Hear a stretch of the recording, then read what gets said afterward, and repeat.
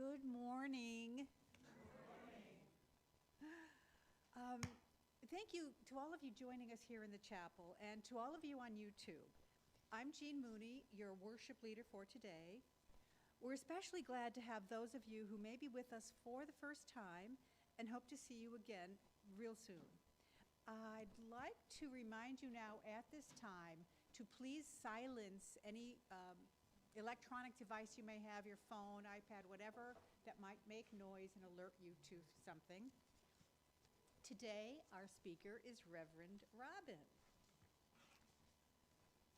Eastrose Fellowship gathers on the traditional homelands of the Clackamas, Chinook, and other indigenous peoples of this region. We acknowledge the harm of forced removal and honor the continuing presence, sovereignty, and resilience of Native communities, including the Chinook Indian Nation and the Confederated Tribes of the Grand Ronde. May we be guided toward relationship, repair, and right action. Let's take a moment now and greet each other here today, both in the chapel and online. Please stand and face the cameras by the clock on the back wall and wave hello to your friends online. And then turn to your neighbors and say hello.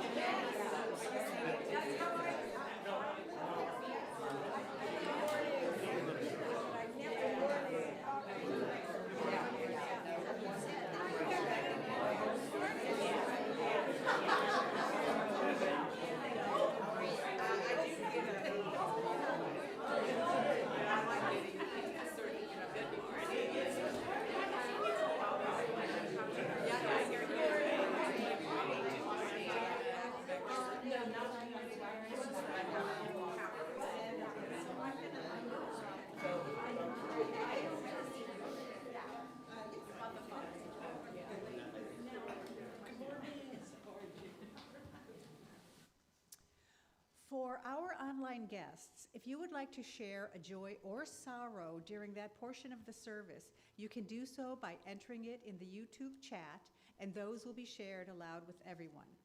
I also encourage you to identify yourself in the chat so we may better acknowledge your presence with us today. Now, our responsive call to worship. This is We Are the Light of the World by Reverend Becky Edmonston. When we share another person's pain or offer a comforting ear to a friend in need, we are the light of the world. When we give bread to the hungry or support ways to house the homeless, we are the light of the world. When we fight temptations to wrongdoings within ourselves and we treat our neighbors with respect, we are the light of the world. When we try to overcome differences with understanding and solve conflict with peaceful means, we are the light of the world. When we look for the good in other people, in ourselves, we are the light of the world. When we do not stay quiet in the face of prejudice, but speak our minds firmly and gently, we are the light of the world. When we fight despair within ourselves and side with hope, we are the light of the world. When we use our powers justly and in service of love for humanity, we are the light of the world.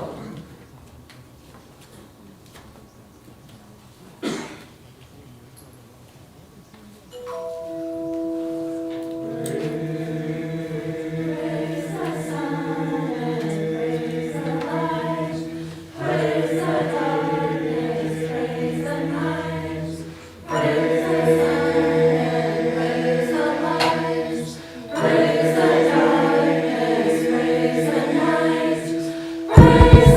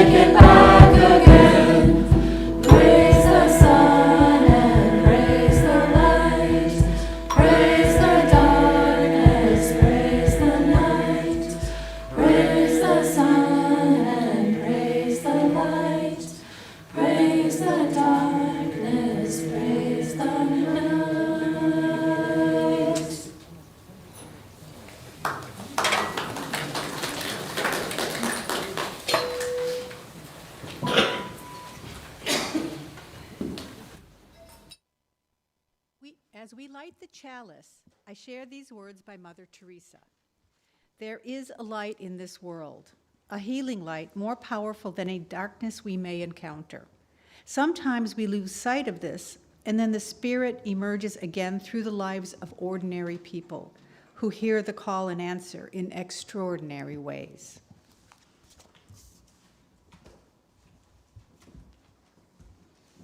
Thank you, Jean. Good morning, everybody. Good morning. Happy Solstice and Father's Day to all, either fathers that are here, fathers you remember with love, and it can be a complicated day just like Mother's Day, but for those who celebrate, happy Father's Day. So my opening words today is a poem called The Man Who Rings Me Up at Target. I used it once before in a service, and I think it's just a wonderful poem by Rosemary Traumer. The man who rings me up at Target tells me he used to be mean, tells me he used to not like who he was, tells me he dreamed of his mother after she died, and she told him that though she was no longer with him, she could still teach him how to be alive, which in all practical terms meant how to be kind. In the time it takes for me to buy lint rollers and lip balm, I am so moved by this woman I will only meet through a dream and a checkout line conversation that I walk out into the night with a smile on my face. This is the way we share hope with one another, one thin strand at a time. By the time I get to my car, I'm still smiling, wholly tethered to life by a gift of kindness that appeared so slight at first, I didn't even know it was there. Our opening hymn is number 86, Blessed Spirit of My Life. Please rise as you are able. The words will be on the screen.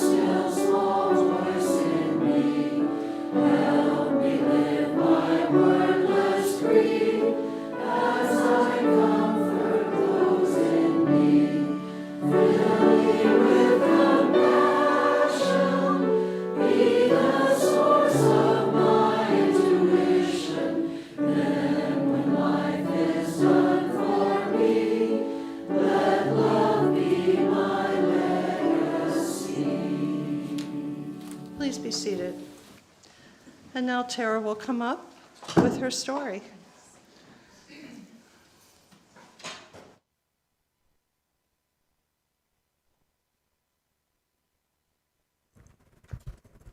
Thank you. Good morning. Have you ever looked at the sun and wondered just where all that light comes from? Not just what the sun is or how it shines, but why it feels so good and full of life. Today's the summer solstice, the longest day of the year. Not a bad time to ask questions like these. This is a story about a child who wonders about the same kinds of things. They dream of flying up to touch the sun. They wonder about its secrets, where its light comes from, and whether that light might be part of us too. And along the way, they learn a little something about themselves. This is I Touched the Sun by Leah Hayes. I wanted to touch the sun. It felt so warm on my skin. But my mom said, "You can't touch the sun. It's too far away." So I asked my dad to take me, but he said, "You can't go to the sun. It's too hot." I went to find my older brother because I knew he could help me, but he said he had more important things to do. So I decided to go by myself. I closed my eyes and flew into the air. After a little while, I made it to the sun. Hello, sun. Hello, boy. She was very polite. She gave me a place to sit. And she introduced me to some of her friends. Then she showed me where she worked and what she's made. She showed me things that took her years to grow and things that only lasted seconds. Then she asked, "Is there something more you'd like to know?" "I'd like to know where you go at night and what you dream about," I said. "Oh," said the sun, "I never dream, because when it's night for you, I'm always shining somewhere else." "What about you, boy?" she asked. "At night, when you're away, I dream," I told her. "Sometimes I soar over the mountains or feel so happy when I'm playing outside, but sometimes my dreams are dark and scary." "I have always wondered what it's like to dream," said the sun. "You are very brave to share these thoughts." "Can I ask you one more thing, sun?" "Of course," she replied. "Could you tell me where your light comes from?" "It comes from inside," she said, and she pointed to her belly. Then she extended one long, bright arm toward my chest. "You have a light too, boy," she said. "It's in here." When she touched my chest, a light began to glow. Not too hot, but just right. It felt like a little sun inside. The sun inside began to shine outward. It made me feel brilliant with light, like I could wake up the world with just my touch. But it was getting late. For the first time that day, I felt a little tired, and I knew that soon I would have to be home for supper. So I said goodbye and flew back home. Sorry, I've got a sticky page.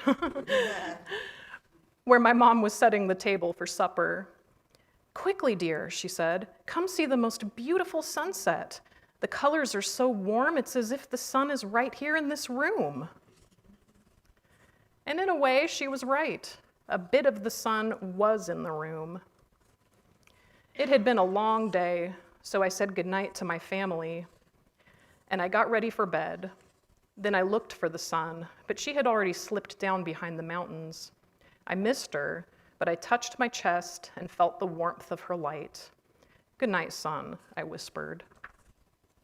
The end. I'm glad that we got to share this story on the summer solstice. It's one of my favorites. Now it's time for us to head to the park where the kids are going to enjoy the beautiful sunshine on this day.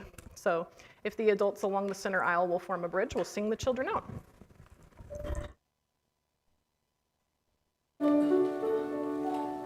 Behold you in our love as you go, may your heart be at peace as you go. To nurture the spark of your precious life, we hold you in our love as you go.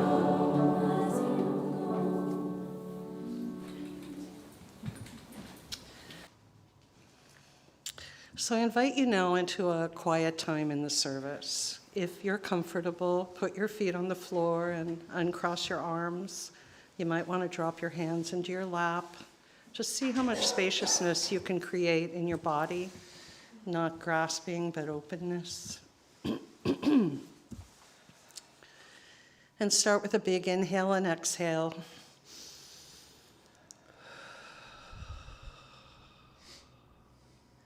And then soften your face. Start with your forehead. Move down to your cheeks. And close your eyes and see if you can drop your jaw and soften the whole area around your jaw.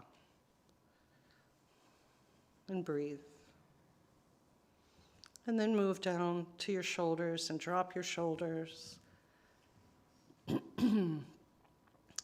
Soften your shoulders and your arms, your hands. Let your hands really fall into your lap. Keep breathing. Move down your body. See how much tension you're holding in your throat, in your chest, your torso. Keep breathing. Move down, pardon me, to your hips and your legs and your feet. Again, softening as you go.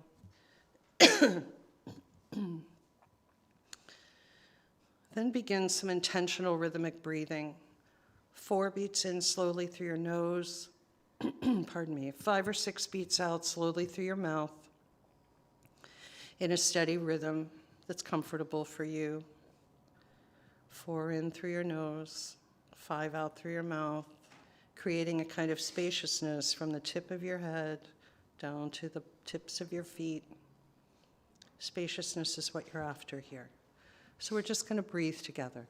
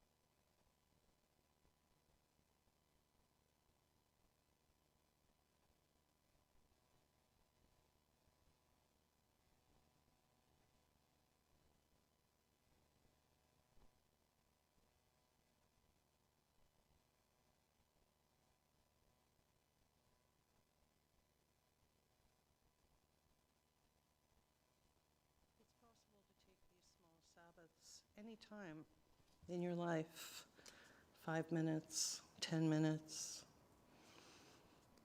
Keep breathing.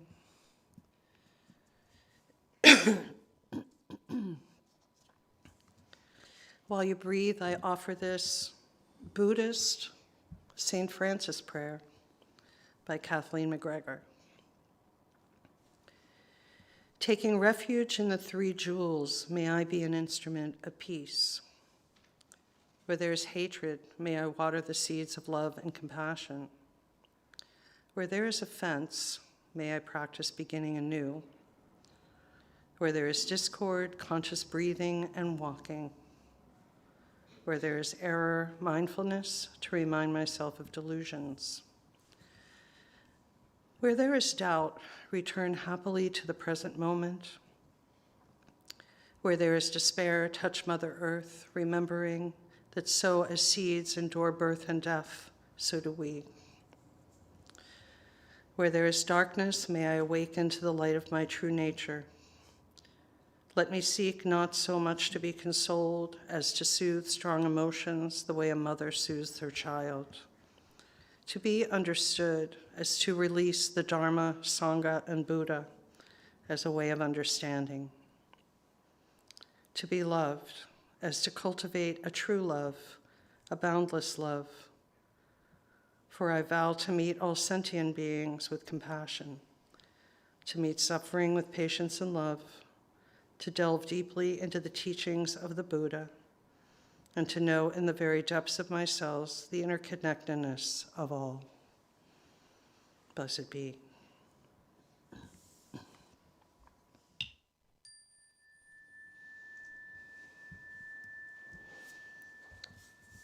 We'll remain seated for our spirit song. It's number 1031 in the Teal hymnal, Filled with Loving Kindness. Kindness.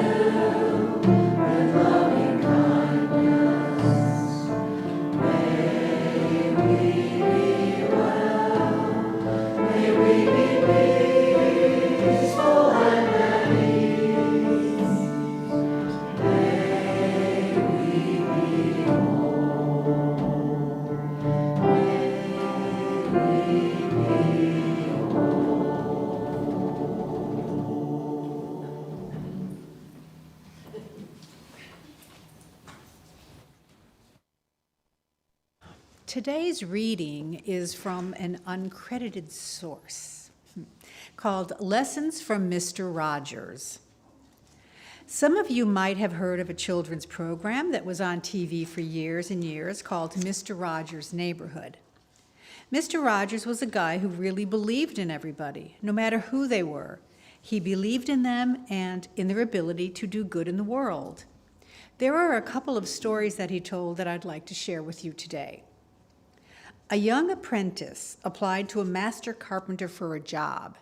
The older man asked him, "Do you know your trade?" "Yes, sir," the young man replied proudly. "Have you ever made a mistake?" the older man inquired. "No, sir," the young man answered, feeling certain he would get the job. "Then there's no way I'm going to hire you," said the master carpenter, "because when you make a mistake, you won't know how to fix it." Mr. Rogers said, "There is no normal life that is free of pain. It's the very wrestling with our problems and mistakes that can help us grow and become better people. And the interesting thing is that even when we make mistakes or do things badly, we can still be doing good in the world." Mr. Rogers told another story about visiting a church when he was training to be a minister. He had been trained to talk and deliver sermons in a certain way, and that there were good ways and bad ways of doing this. Well, when he visited this particular church, he heard the worst sermon he could have ever imagined. He sat in the pew thinking, "He's going against every rule they're teaching us about preaching. What a waste of time." That's what Mr. Rogers thought until the very end of the sermon, when he happened to see the person sitting next to him with tears in her eyes, whispering, "He said exactly what I needed to hear." It was then that I knew something very important had happened in that service. The woman beside him had come to church in need of something. And somehow the words of that poorly crafted sermon had been translated into a message that spoke to her heart. For me, the lesson of these two stories is this: we're human, and all of us struggle and make mistakes. But it is the mistakes that help us learn. And despite our shortcomings and mistakes, sometimes we're able to do something or say something that really makes a difference in somebody else's lives. So we need to learn compassion, to learn how to be kind and patient with ourselves and with those around us.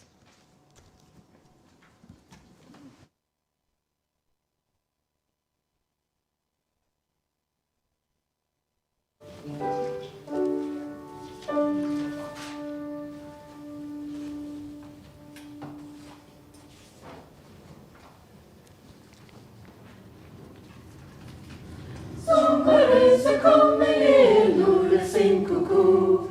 Gråa säden blåa träden strength the water new. Sing cuckoo, how it letteth after long, after call the coo. Book started, book of verted, Nori sing cuckoo. Cuckoo, cuckoo, when sings the cuckoo, the swift and never knew. Sing cuckoo, no, sing cuckoo. Sing cuckoo, no, sing cuckoo. Summer is a coming in, sing cuckoo.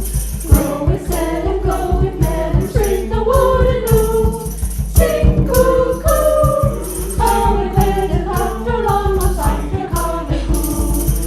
Boom extended book of virgin story, sing cuckoo.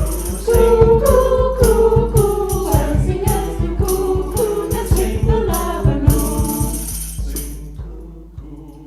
Sing cuckoo, do Summer is a coming in, summer is a coming in. So we said a groove and sing the wood and blow and sing the wood and blow.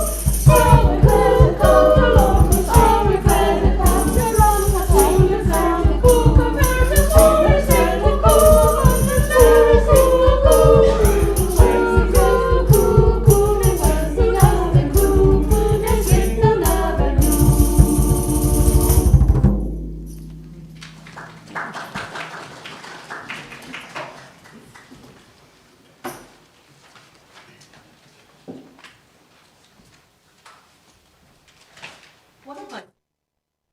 David Wilcox penned a poignant folk song with the same title as this sermon, "We Are the Sunshine on the Land."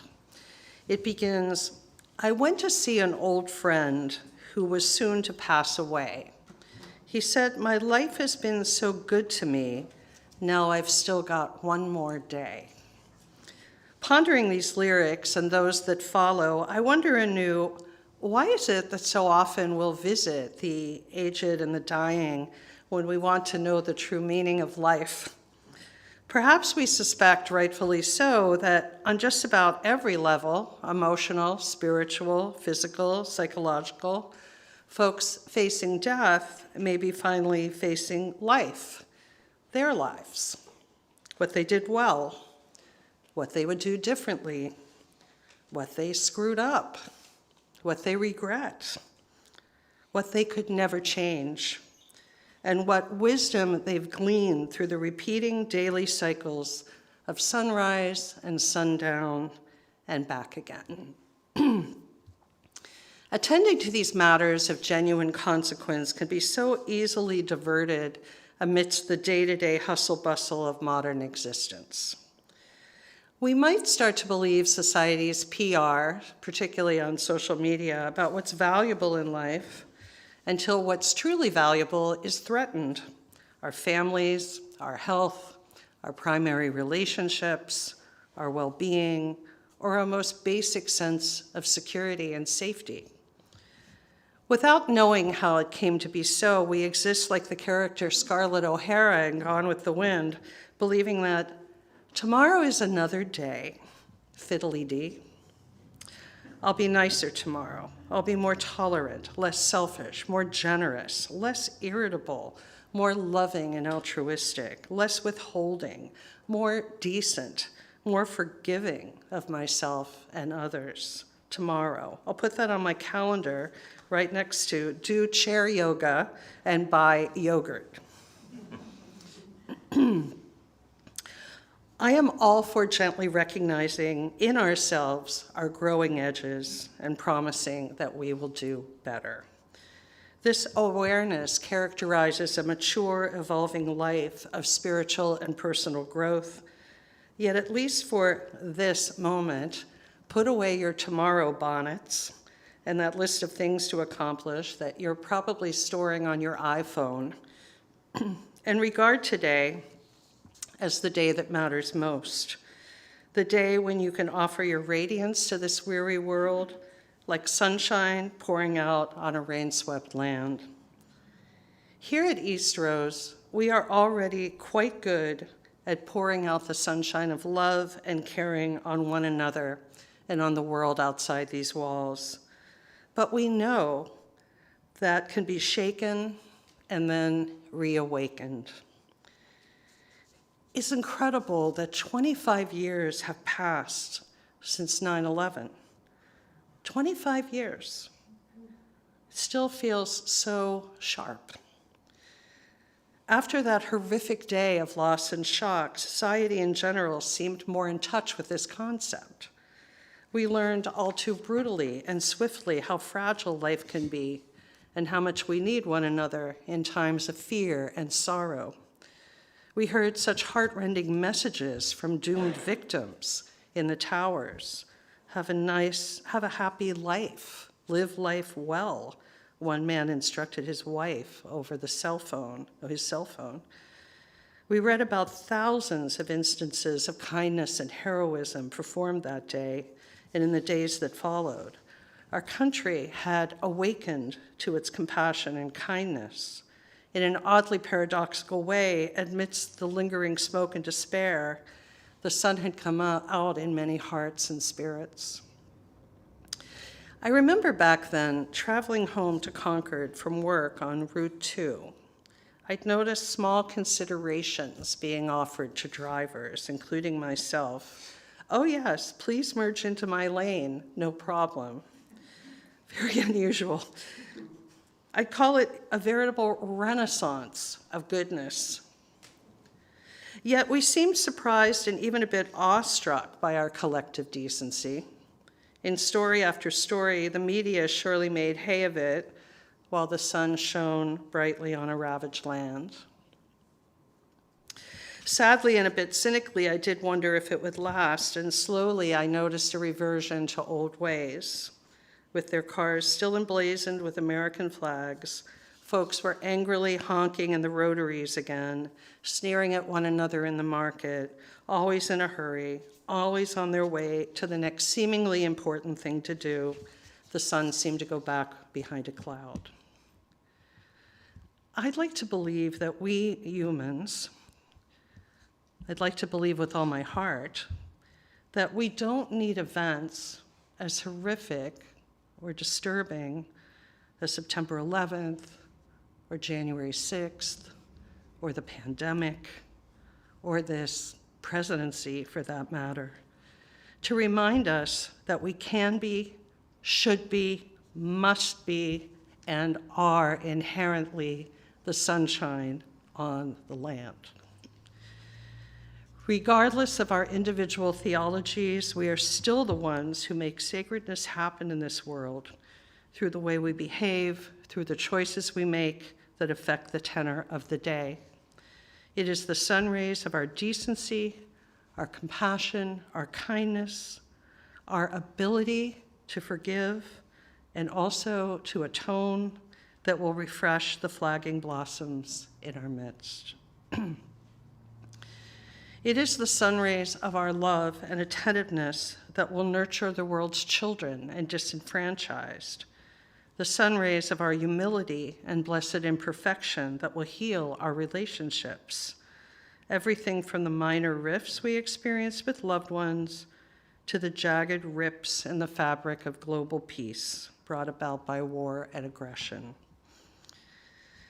You may recall a poem I shared in a service here called Small Kindnesses by Danusha Lamaris.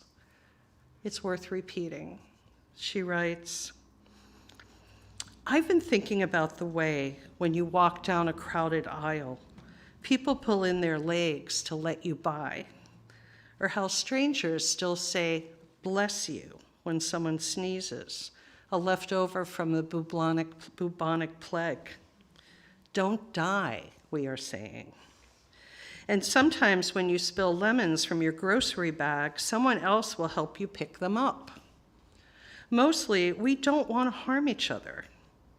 We want to be handed our cup of coffee hot and to say thank you to the person handing it, to smile at them and for them to smile back. For the waitress to call us honey when she sets down a bowl of clam chowder, and for the driver in the red pickup truck to let us pass. We have so little of each other, so far from tribe and fire. Only these brief moments of exchange, what if they are the true dwelling of the holy, these fleeting temples we make together when we say, here, have my seat, go ahead, you first, or I like your hat. The world is so hungry for kindnesses, small and large. And we can be reminded to be kind, just like the man who rings you up at Target in the story he tells. And along with kindness, we also need to practice altruism, which is really a slightly different animal than kindness. As Fred Rogers so famously told us, when I was a boy and I would see scary things in the news, my mother would say to me, look for the helpers. You will always find people who are helping. Altruism is about helping. But it isn't strictly about transactional charity. It is unselfish concern for the well-being of others. It is helping. There are benefits for the receiver of altruism, of course, but also for the giver. Carrying out an altruistic act, it actually leaves us with a feeling of euphoria, the so-called helper's high. Of course, one must be mindful to not slip into being a rescuer or experiencing compassion fatigue or altruistic burnout, or being a trillionaire who could save the world, but doesn't. In the long term, altruistic people are happier, and happier people are kinder, establishing a virtuous circle of care. Hurt people hurt people. Good intentions translated into valuable actions. That's altruism, or skillful means, as the Buddhists would say. The philosopher Marcus Aurelius argued that we are born for cooperation, like feet, like hands, like eyelids, like the rows of upper and lower teeth. We are built for cooperation. In this way, altruism helps to establish and maintain the social fabric which nurtures us in the broader society and here in this beloved community. The Stoics taught that what does not benefit the hive does not benefit the bee. I'd love to see that embroidered on a pillow. What does not benefit the hive does not benefit the bee. And yes, it's okay to feel good about being altruistic. Why not? You can feel pride and validation about that. But false humility, well, that's just cringy. I imagine that some of you have read the book Tuesdays with Maury. How many of you have read it? It's such a classic. An inspiring account of weekly conversations between a dying professor and his former student, Mitch Albom. This brings us back to the song. Mitch went to visit his old friend to receive lessons on how to live. And here's an excerpt from Maury's textbook on living. We give up days and weeks of our lives addicted to someone else's drama. So many people walk around with half-lived lives. They seem asleep, even when they're busy doing what they think is important or what culture tells them is important. This is because they are chasing the wrong things. The way you get meaning into your life is to devote yourself to loving others, devote yourself to your community around you, and devote yourself to creating something that gives you meaning and purpose. The student jots in the margin, I knew he was right. What do you think? In C.S. Lewis's Chronicle of Narnia, The Silver Chair, Prince Rilian confronts an uncertain future and the reality of an absent leader by uttering a few lines that express the true essence of altruism. He says, "Let us descend into the city and take the adventure that is sent us, and then do with it what we can." I'm going to repeat that. Let us descend into the city and take the adventure that is sent us, and then do with it what we can. There's a lot of acceptance and maturity, and yet the reality, we do what we can with the life and the resources we have. And that is the call to decency. And I wonder, will you answer that call in your own life, in your own circumstances? You say it's only flesh and bone, this life that's in your hand, sings David Wilcox. But I'd like to think it's something more, like the sunshine on the land. So yes, please think about this. Flesh and bone, to be sure, but we are something so much more. We are the very sunshine on a shadowy land. Don't be surprised or embarrassed by your decency, your generosity of spirit, or your own radiant heart. You've still got one more day, this one, and you are, and may you continue to be the light of the world. So let it shine, let it shine, let it shine. Blessed be, blessed we, and amen. Our final hymn is number 346. Come, sing a song with me. Please rise as you are able.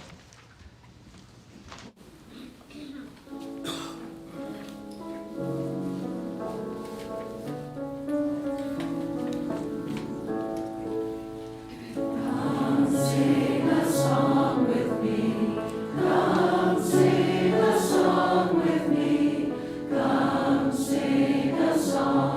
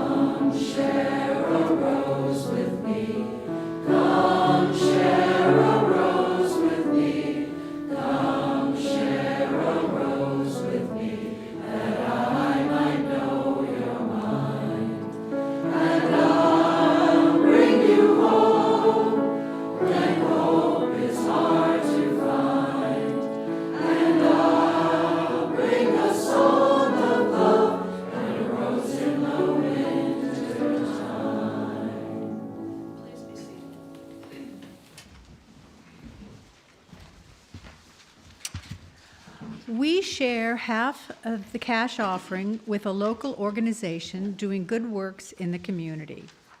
Portland Immigrant Rights Coalition is our Sharing the Bounty partner for March through August. They work to empower immigrants, unite families, and build a just community. PIRC maintains a hotline to report ICE activity, provides referrals to legal aid and social services, trains rapid response migrant watchers, and maintains a daily presence at the Portland Immigration Court and ICE building.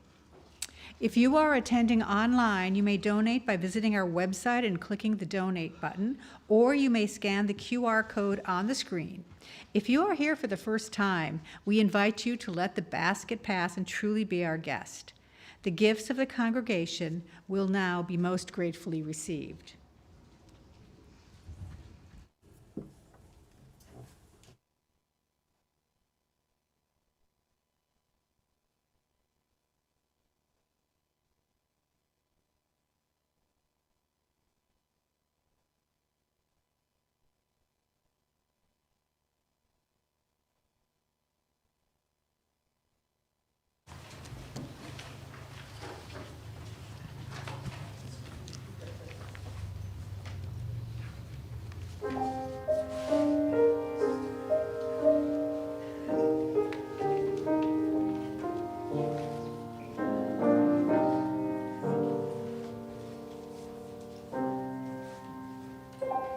Somewhere far from nowhere, I grew both strong and tall, longing to become, but knowing not the path at all.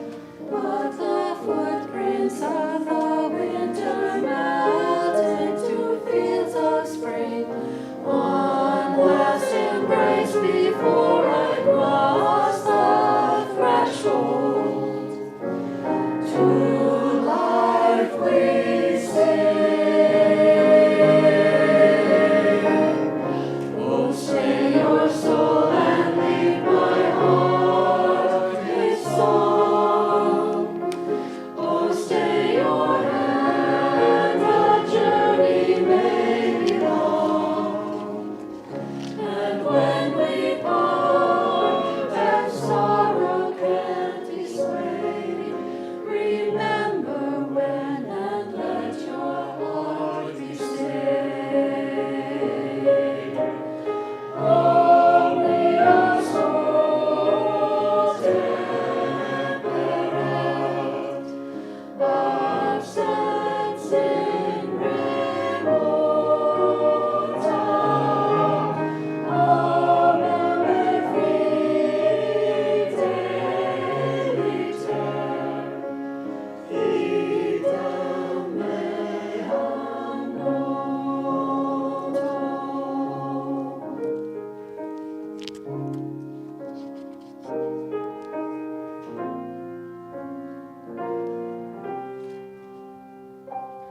Deepens and sees the currents creaking no more.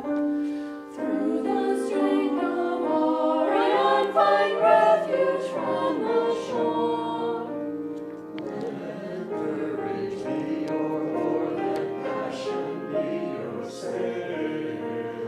Wisdom and truth will guide your depart's journey. Through all travail, oh, stay your soul and leave my heart its song. Oh, stay your hand, the journey may be long. And when we part and sorrow can't dissuade, remember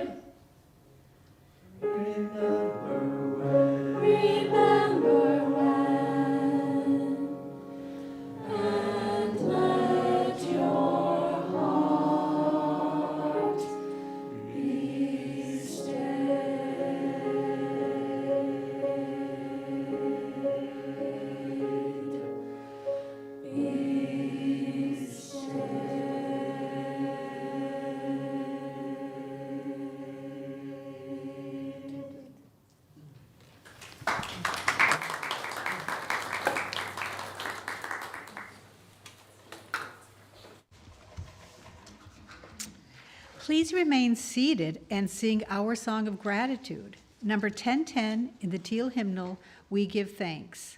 The words will be on the screen.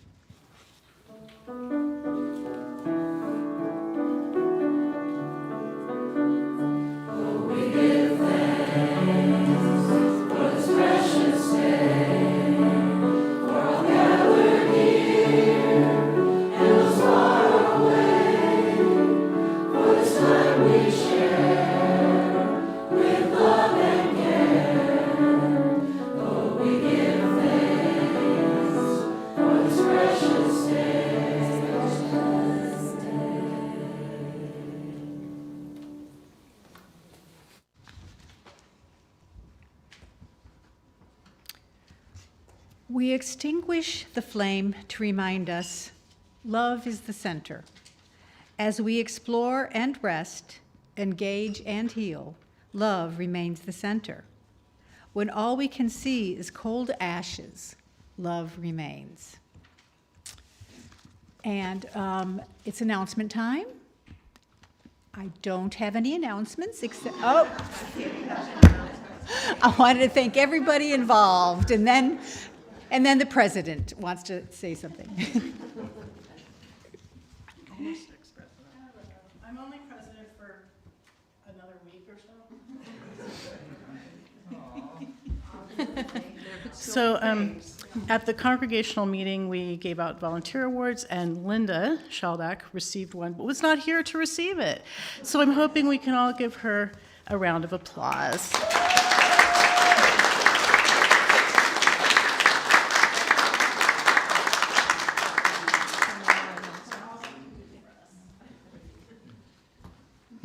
We will have spirited conversations today, right here in front of the pulpit. It'll be the last one, but it's going to be an expanded feature of your lay-led life. So you will continue to have wonderful structured opportunities to be in these deeper conversations with one another, and very grateful to all of you who have put together such a fine program going forward. So let's say the unison benediction together. Go out into the world in peace. Have courage. Hold on to what is good. Return to no person evil for evil. Strengthen the faint-hearted. Support the weak. Help the suffering. Honor all beings. May you go out in love and return in joy. Please remain seated for the postlude.